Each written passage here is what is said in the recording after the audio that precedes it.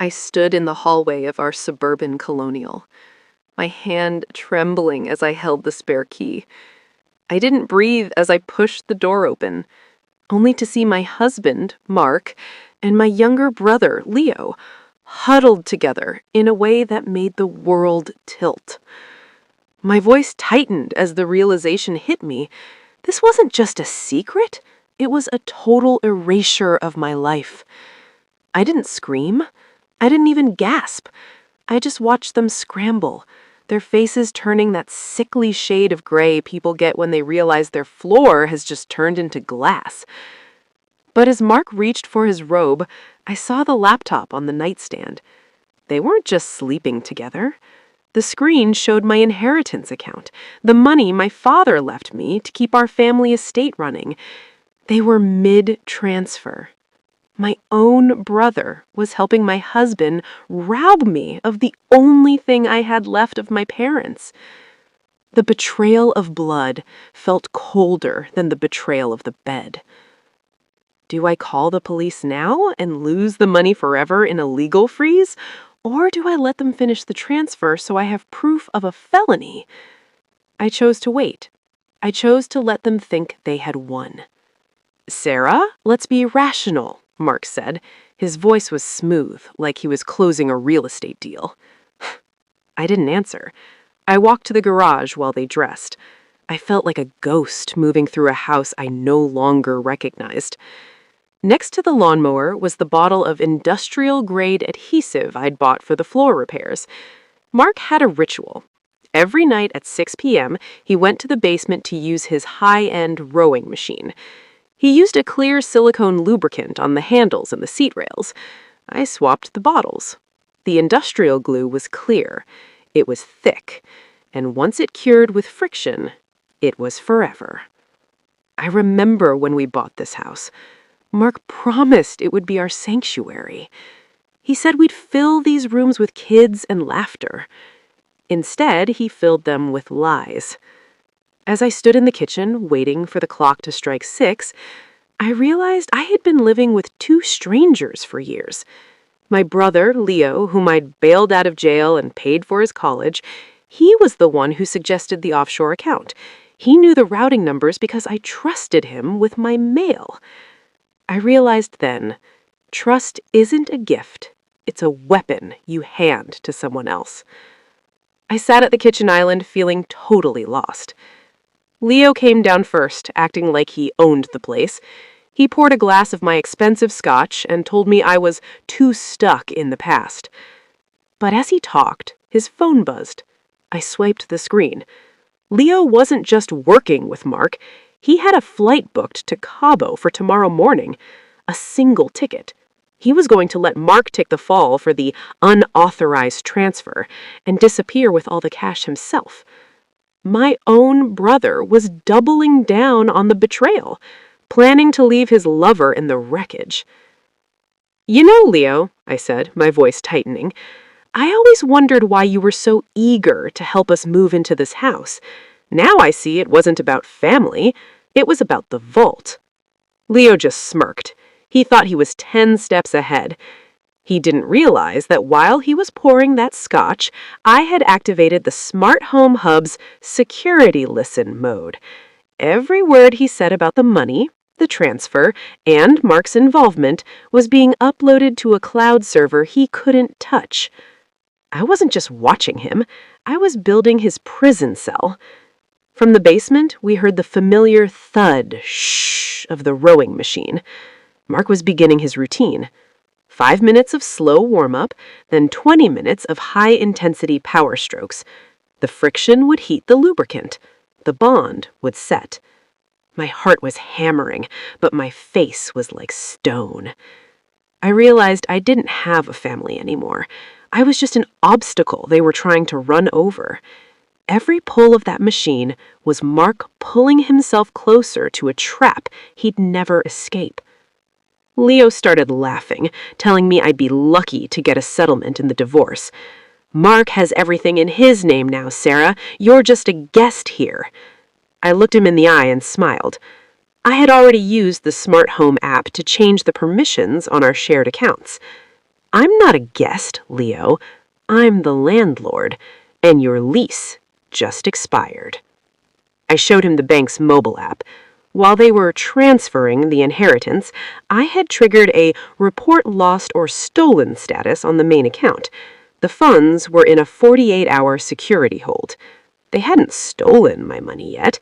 They had only signaled their intent to the bank's fraud department. The sound in the basement changed. The smooth rhythm broke. There was a sharp, metallic clack, followed by a muffled shout. Mark's voice came up through the vents. It sounded tight. "Sarah? Leo? Something's wrong with the handles. They're getting sticky. I can't shift my grip." I looked at Leo. "He's starting to cure, Leo. You should probably go help your partner." Leo hesitated, his eyes darting toward the front door. He was already thinking about running. Leo ran to the basement door, his footsteps thundering on the hardwood, but I stood in his way, my back pressed against the frame. I didn't move. I didn't blink. I just held up his phone, the screen glowing like a beacon of his own greed. "Mark!" I yelled down into the darkness. "Leo isn't coming to save you. He bought a ticket to Cabo for tomorrow morning. Just one ticket, Mark. He was going to let you rot in a cell while he tanned on a beach with your money." The scream of rage that came from the basement was animalistic. It wasn't a human sound. It was the sound of a trapped predator realizing he'd been hunted by his own kind. Mark tried to jump off the machine, but we heard the sickening sound of fabric tearing, followed by a grunt of pure agony. The industrial glue had reacted with the friction and the heat of his power set. He wasn't just stuck, he was bonded. The shorts, the skin of his palms, the very fibers of his gym gear were becoming one with the steel handles and the plastic seat. "Sarah, please!" Mark screamed, his voice cracking. "My hands! I can't feel my fingers! It's burning! Get the solvent! There's a bottle in the cupboard by the water heater." I walked to the top of the basement stairs and stared down. I could see him in the dim light of that single flickering bulb. He was hunched over, his muscles bulging as he tried to pull his hands from the grips, but every time he pulled, the machine groaned. "There is no solvent, Mark," I said, my voice dropping to a whisper. "I poured it down the drain before I made the swap, just like you poured 10 years of my life down the drain. You thought I was a guest in this life? You thought I was just the girl who held the checkbook. Look at where you are, Mark. You're literally a part of the gym equipment now. You're a fixture, a piece of inventory." Leo tried to push past me, his face twisted in a mask of panic. "I'll get him off. I'll use a knife." But Mark's voice stopped him cold. "Don't you dare touch me, Leo. You were going to leave me? After everything I did for you? After I signed over the deed to the lake house to your name to hide it from the audit?" I froze. The lake house? The one Mark told me he'd sold 3 years ago to pay off a bad investment? He hadn't sold it. He'd hidden it in Leo's name. This was a circle of betrayal so tight it was suffocating. Leo's eyes darted to mine, and for a second, I saw the true monster. He wasn't just a lover, he was a parasite. "You didn't know about the lake house, did you, Sarah?" Leo sneered, his fear turning into a desperate kind of aggression.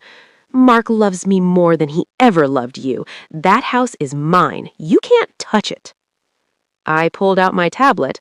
I felt totally lost, like the world was a puzzle with missing pieces, but I knew how to delete the ones I had. Quiet laugh.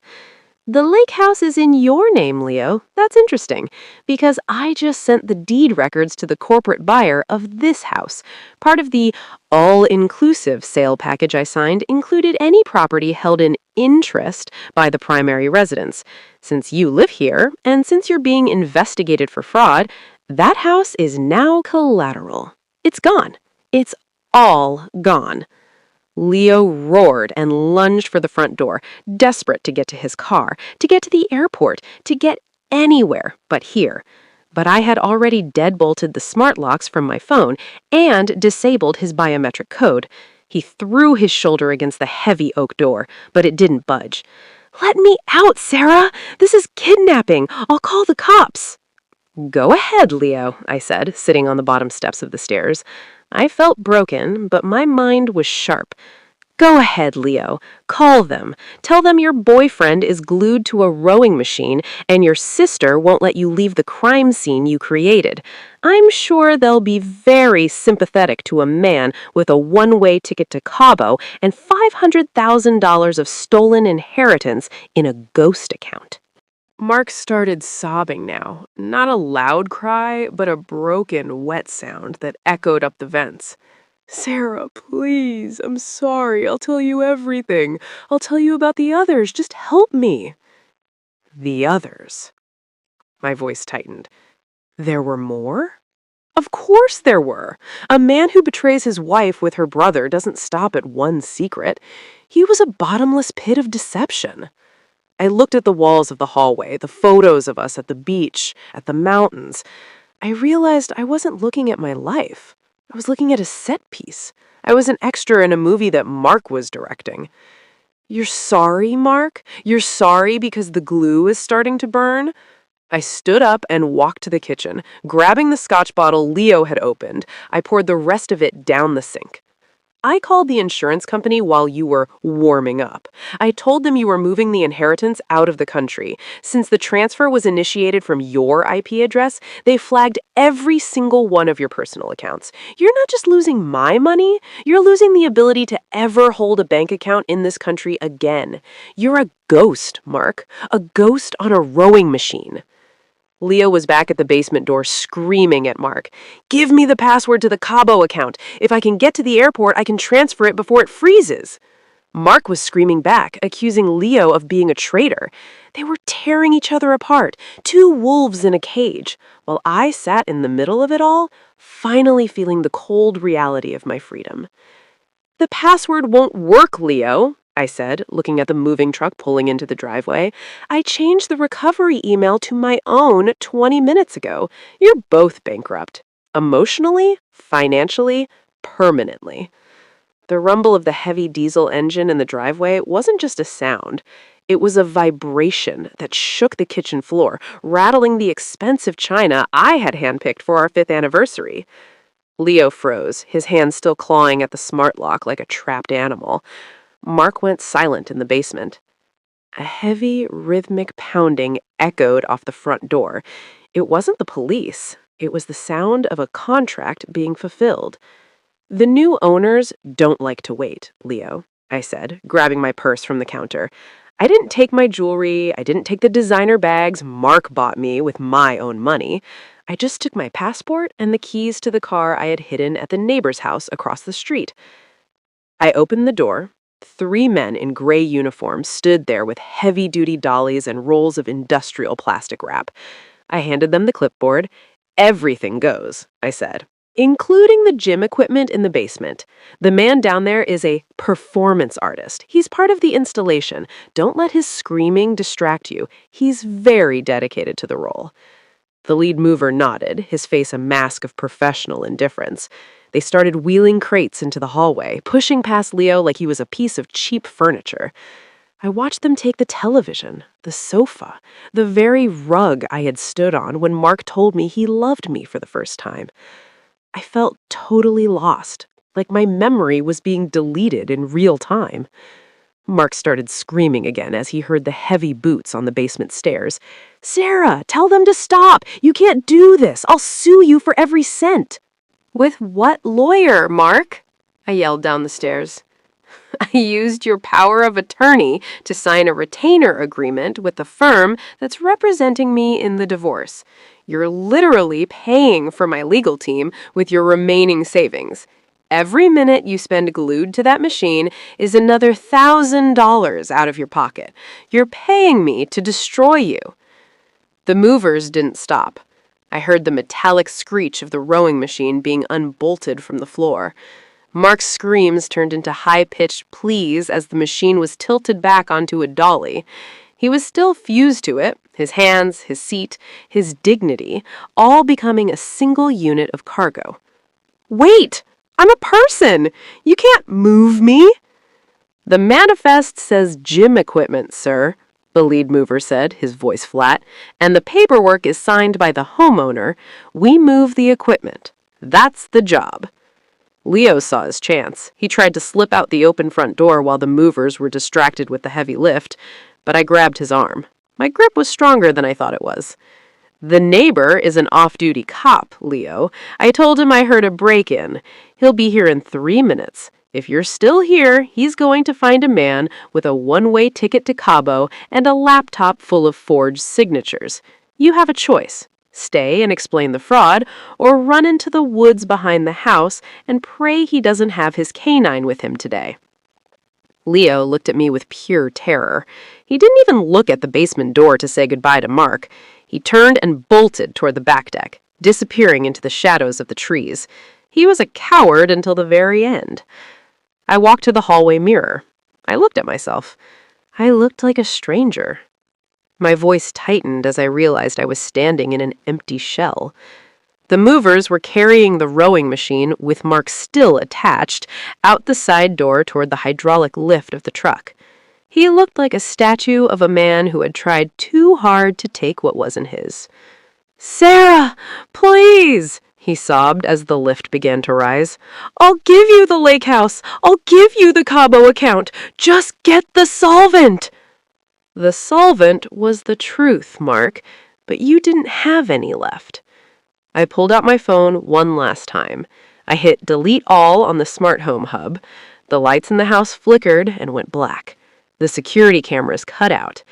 Every digital trace of our 10 years together, the photos on the smart fridge, the shared calendars, the voice recordings, vanished. I was leaving them with a blank slate and a heavy debt. I walked out the front door. The air outside was cold and smelled like rain. I didn't look back at the house I had spent 10 years turning into a sanctuary. It was just a building full of sticky secrets and broken men now. I got into my car, the one hidden in the neighbor's garage. I turned the key. The engine purred like a promise. I drove away. For the first time in my life, I didn't have a destination. And for the first time in my life, I didn't need one. I looked in the mirror and saw the blue and red lights of the police car turning into our street, followed by the secondary moving van for the heavy appliances. The trap was shut. They were finally exactly where they deserved to be, stuck together in the dark, bonded by a lie they couldn't undo. And I was just a girl with a full tank of gas, a clean bank account, and a future that belonged to no one but me. Sometimes the only way to win a game is to set the board on fire and walk away while it's still burning. I wasn't just free. I was finally, permanently me.